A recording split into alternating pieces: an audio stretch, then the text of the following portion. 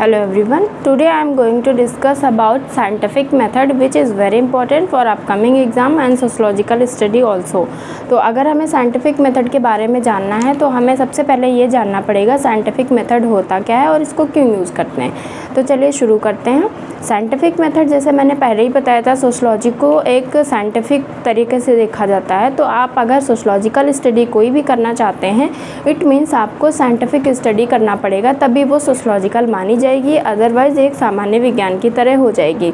तो हमें उससे पहले जानने की ये नीड पड़ती है कि सोशलॉजिकल स्टडी करने के लिए हमें ऐसे कौन से रूल्स फॉलो करने पड़ेंगे कि वो सोशलॉजिकल स्टडी हो। तो बस उसी के बारे में मैंने कुछ मेंशन की हैं इंपॉर्टेंट चीज़ें, जो हम शुरू करते हैं आपको समझाने का और जानते हैं साइंटिफिक मेथड क्या होता है और ऐसी कौन सी चीज़ें हैं जो साइंटिफिक मेथड के लिए कंपलसरी हैं।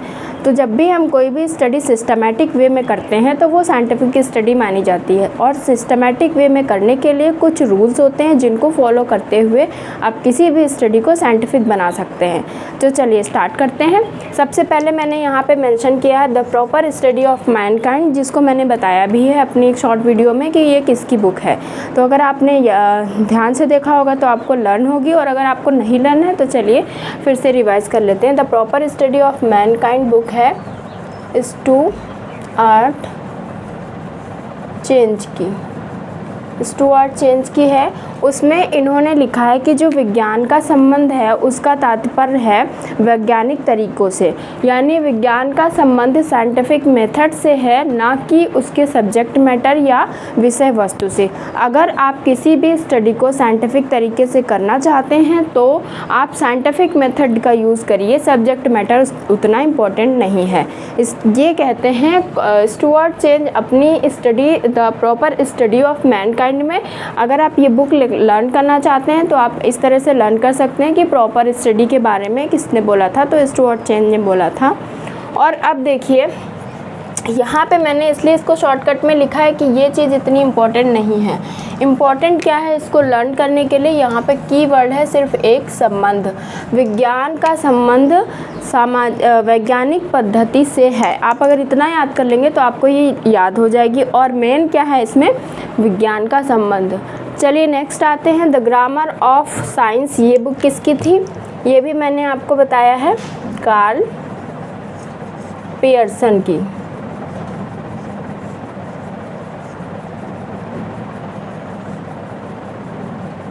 कार्ल पियर्सन की ये बुक थी। तो इसमें इन्होंने क्या बताया था, विज्ञान सभी विज्ञानों की एकता, जितनी भी विज्ञान है उनकी एकता उनकी पद्धति में है, यानी साइंटिफिक मेथड में है, ना कि सब्जेक्ट मैटर में। तो ये दोनों बातें क्या हुई, सेम हुई। अब इसमें बहुत कन्फ्यूज़न हो जाएगा अगर आप अच्छे से नहीं समझेंगे तो। एक वर्ड का सिर्फ डिफरेंस है, संबंध और एकता। तो विज्ञान का संबंध सामाजिक वैज्ञानिक तरीकों से है, ऐसा कौन बोलता है, स्टुअर्ट चेंज। सभी विज्ञानों की एकता उसकी पद्धति में है, ना कि सब्जेक्ट मैटर में। ये तो लास्ट में दोनों लोग कह रहे हैं, पर यहाँ डिफरेंस सिर्फ एक वर्ड का है, विज्ञान का संबंध और विज्ञान की एकता। तो अगर विज्ञान की एकता होगी तो होंगे पियर्सन, अगर विज्ञान का संबंध होगा तो होंगे स्टुअर्ट चेंज। अब देखिए कितना माइनर सा डिफरेंस है इन दोनों डेफिनेशन में, और अगर आप इस पर फोकस नहीं करेंगे तो ये तुरंत आपकी गलत हो जाएगी, क्योंकि इसमें बाकी सब कुछ सेम है। तो इस तरह से आप की पॉइंट पे फोकस करेंगे तो आप तुरंत ही डेफिनेशन को कैच कर लेंगे कि किसने बोला है। तो ये आई होप क्लियर हो गया होगा ये दोनों डेफिनेशन। अब इसमें ज़्यादा बताने की नीड नहीं है। नेक्स्ट आते हैं लुंडबर्ग का मैंने इसको पहले भी बताया है, लेकिन फिर भी हम यहाँ पे डेफिनेशन इनकी डिस्कस कर लेते हैं। शॉर्टकट में मैंने नोट किया है, अगर दिक्कत हो तो बताइएगा। लुंडबर्ग ने कहा जो वैज्ञानिक पद्धति है या किसी भी स्टडी को अगर आप साइंटिफिक तरीके से करना चाहते हैं तो उसके लिए 4 चीज़ें इंपॉर्टेंट हैं। वो कौन कौन सी हैं, एक तो सिस्टमैटिक स्टडी होनी चाहिए और सिस्टमैटिक ऑब्जर्वेशन होना चाहिए, और उसका क्लासिफिकेशन होना चाहिए और एनालिसिस होना चाहिए। ये जो तीनों चीज़ें हैं वो सिस्टमैटिक होनी चाहिए। तो अगर आप इसमें ऐसे याद रखेंगे, व्यवस्थित नंबर 1 पे, दूसरा ऑब्जर्वेशन अवलोकन, तीसरा क्लासिफिकेशन वर्गीकरण, और चौथा एनालिसिस विश्लेषण। ये अगर सिस्टमैटिक तरीके से होगा तो क्या होगा, वो स्टडी आपकी साइंटिफिक हो जाएगी।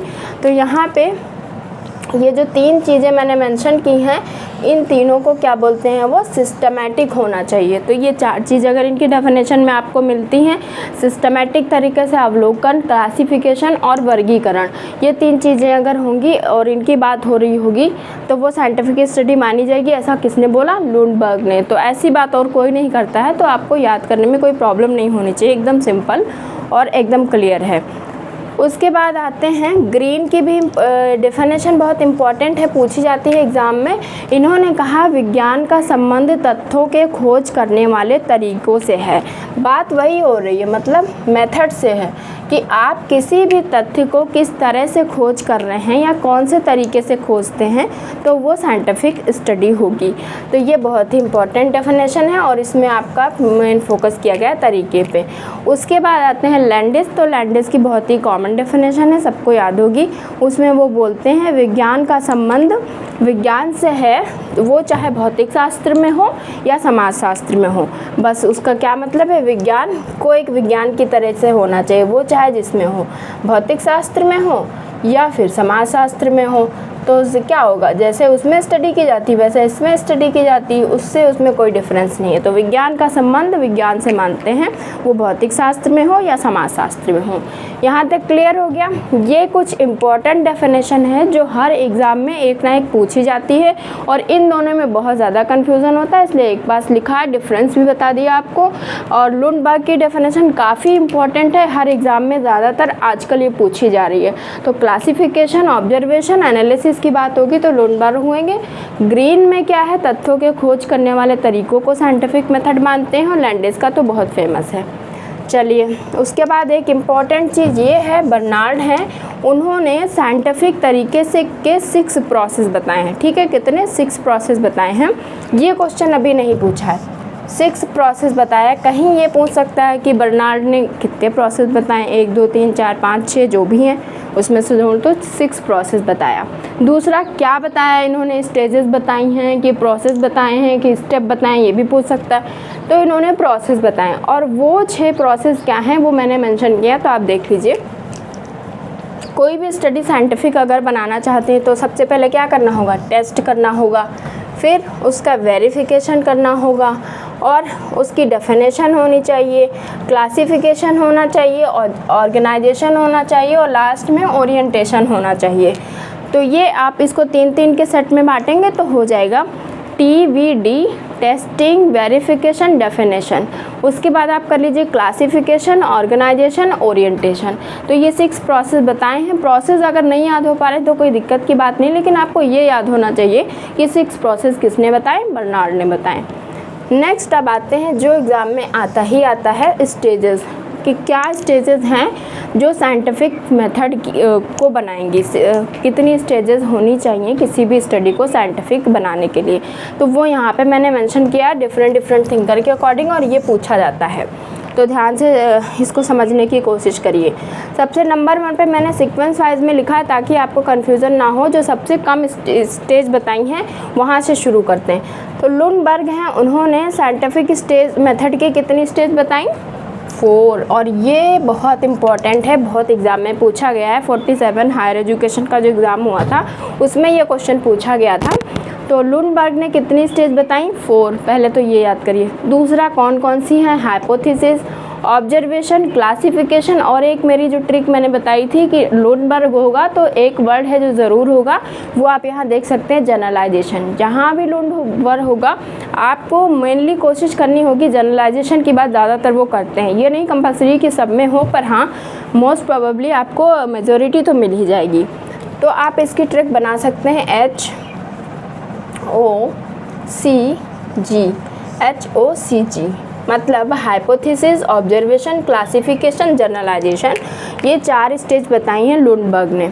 उसके बाद 5 स्टेज किसने बताई, कॉम्ट ने, ऑगस्ट कॉम्ट ने 5 स्टेजेस बताई हैं। मैंने सारी मेंशन नहीं की, आप चाहें तो बुक में जाके मेंशन कर सकते हैं क्योंकि इतनी सारी लर्न हो पाना मुश्किल है। और ये 4 थी इसलिए इनको मेंशन कर दिया, क्योंकि इसमें एक हटा देंगे तो हो सकता है कन्फ्यूज़न हो जाए।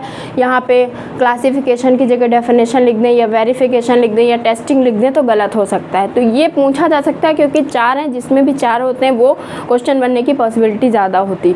तो आप इनको ज़रूर याद करें। HOCG किसका था, लुनबर्ग का था हाइपोथेसिस, ऑब्जर्वेशन, क्लासिफिकेशन और जनरलाइजेशन। ठीक है, अब इसमें 5 हैं, फिर 6 हैं, 7 हैं, फिर 12 हैं, तो इसलिए मैंने इनको नहीं मेंशन किया है। तो और वो रिपीटेड भी रहती हैं, तो आप सिर्फ यहाँ पे नंबरिंग लर्न करिए। कॉम्ट ने कितनी बताई? 5। अब देखिए पीवी यंग और अर्ल बॉबी हैं, उन दोनों ने 6 बताई हैं। तो ये 2 लोग हैं जिन्होंने 6 बताई हैं स्टेजेस, उसमें आएंगे पीवी यंग और अर्ल बॉबी। तो ये 2 लोग हैं इसमें। उसके बाद फिर 7 किसने बताई हैं? मर्टन ने बताई हैं 7 स्टेजेस। और सबसे ज़्यादा किसने बताई हैं? बेकर ने। वो कितनी हैं? 12 स्टेजेस। तो ये आपको लर्न करना पड़ेगा। लुनबर्ग की कितनी हैं? 4। 5 में कौन है? कॉम्ट। 6 में कौन है? 2 लोग हैं। कौन कौन से? पीवी यंग और अर्ल बॉबी। 7 में कौन है? मर्टन। और 12 में कौन है? ये आपके बेकन। तो ये आप ज़रूर लर्न करिए, ये तो पूछा जाना। और पूछेगा स्टेजेस के नंबरिंग, ये मैंने एक्स्ट्रा में लिख दिया है, क्या पता ये पूछ ले, अभी तक पूछा नहीं है तो मैंने मेंशन कर दिया।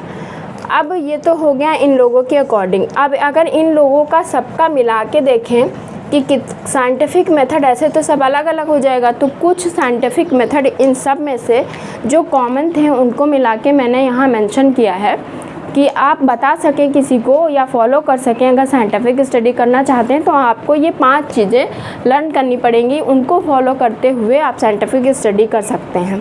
तो चलिए देखते हैं कौन है। पहले नंबर पे है सिलेक्शन ऑफ प्रॉब्लम।